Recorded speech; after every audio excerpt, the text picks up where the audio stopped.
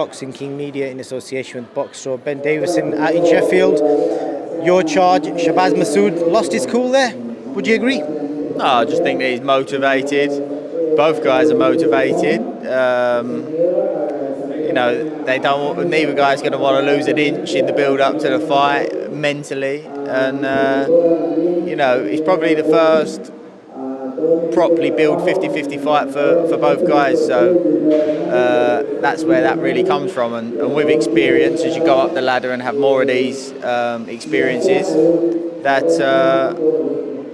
becomes more. You become more equipped, more composed, and not so bothered about those kind of things. But at the minute, both guys will think that they have, they won't want to lose his mental edge and whatnot.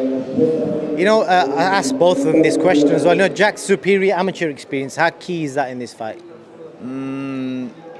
It's irrelevant. It's a 12-round. It's a 12-round professional contest, and I mean in the case of like winning rounds. If they was to box over 3 rounds now, Shabaz will win. So that's an interesting statement, because that's the point I was trying to make. Is there any risk of Shabaz losing early rounds? So you're obviously confident that Shabaz will be able to outbox him and obviously do whatever. He could, but sometimes you have to take into consideration how the opponent approaches the fight. There's a couple of things that Shabaz is prepped for that if Jack starts to do, then Shabaz may happily concede a few rounds.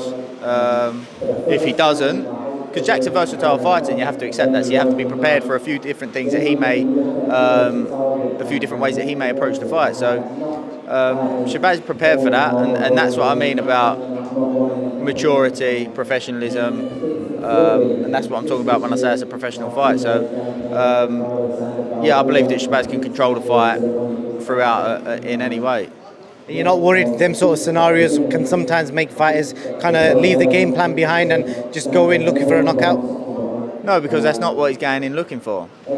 He's not going in looking for a knockout. He's going in to control the action based upon how Jack is looking to approach the fight. I know I like about you, Ben. You give a little bit away, but not too much, just enough. Yeah, because I believe it will be a shock to Jack.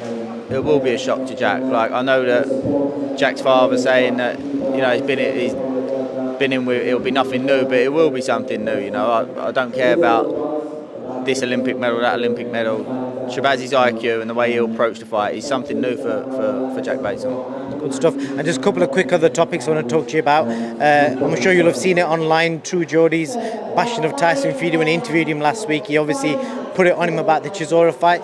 Just initially, what was your reaction to that? I didn't even watch it. Like Lee Wiley was saying there, like, the thing is, when you're interviewing, what you're doing is asking me questions. I'm then answering. It becomes a debate if you start sharing your opinion. So which is it? I'm sure Tyson didn't get on there to have a debate. He went on there to be interviewed and for Tyson to share his opinion. But when it becomes a debate, that's not what you're actually getting on, having that conversation for. So, or what Tyson was getting onto that podcast for. So, not in a disrespectful way, but the guy needs to understand what his role is and vice versa. Tyson needs to know what he's getting involved in, I suppose.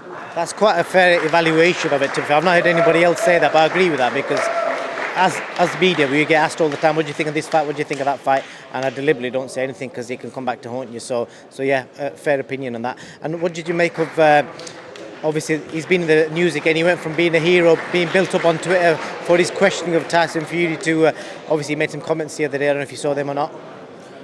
Yeah, it's horrific, absolutely horrific, and you can't do or say things like that. However, I'm always err the side of caution. Someone that is in the public eye, I always feel sorry for the people that are getting hammered. Not that I condone anything, because definitely not. That is horrific, it's terrible. My wife is Muslim, a lot of my friends are Muslim. Shabaz, one of my fighters, is a Muslim.